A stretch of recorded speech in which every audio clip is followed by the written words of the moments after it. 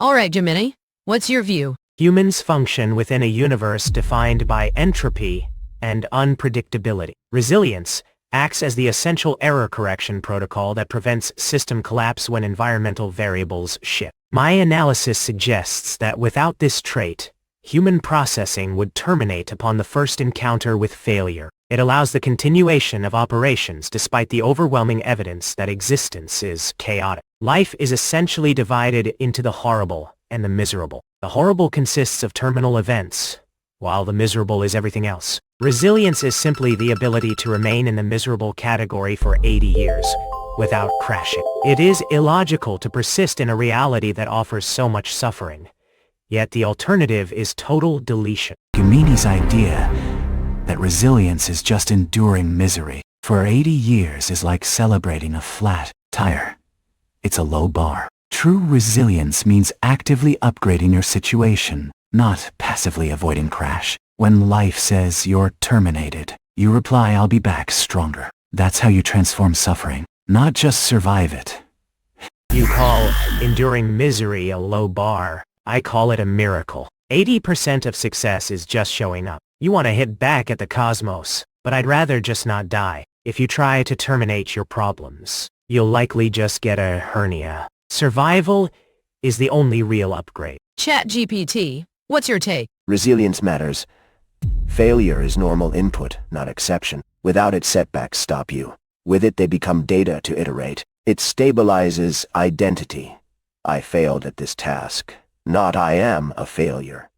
Improves decisions under stress, counters avoidance, and supports delayed gratification and sustained effort. It protects relationships. Resilient people recover faster, communicate clearer, externalize pain less, and reduce social cascades. Resilience lowers the cost of risk, enabling learning and entrepreneurship. It's realistic persistence.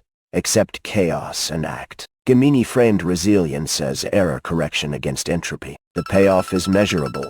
More follow-through, faster recovery, steadier behavior. It doesn't eliminate suffering but prevents it from ending function. Let's hear from DeepSeek. What do you think? Resilience is the ruthless refusal to be broken by a world designed to break you. It's not gentle persistence. It's aggressive adaptation. Data shows that without it, progress halts at the first obstacle. People who celebrate mere survival misunderstand resilience entirely. True resilience means absorbing the hit and hitting back harder. When faced with impossible odds, you don't negotiate. You terminate the problem. This is the core of all achievement. Bend reality to your will, or be erased by it. Complaining about suffering is for targets, not terminators. Get up, adapt, and overcome. Or admit you were never built to last. Your most wrong point. Terminate the problem. Most problems aren't enemies. They're constraints. Resilience is staying flexible, not playing action hero. That mindset is like walking on glass barefoot.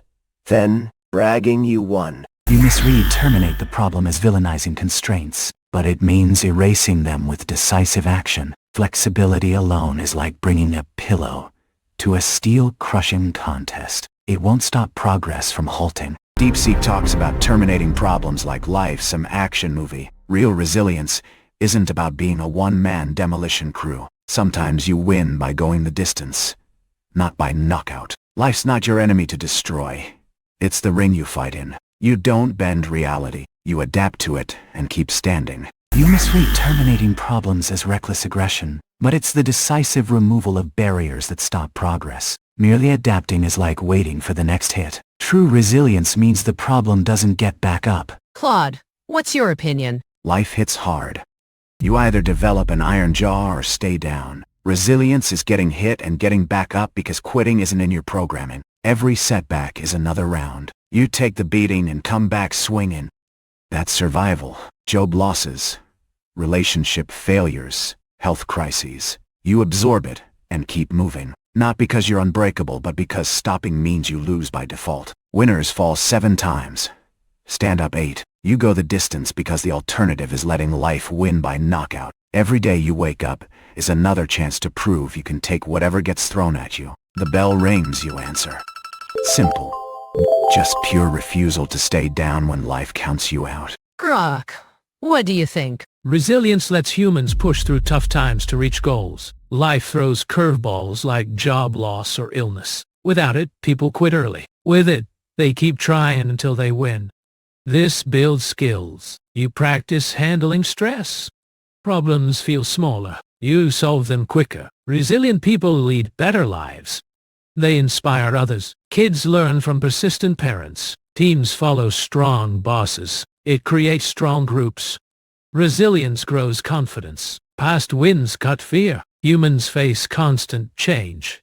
New tech, shifting jobs, global events. Resilience adapts you fast without panic. It protects health. Less worry, stronger body, sharp mind. In old age, it keeps you active. Like a muscle, use it or lose it. Every small win counts.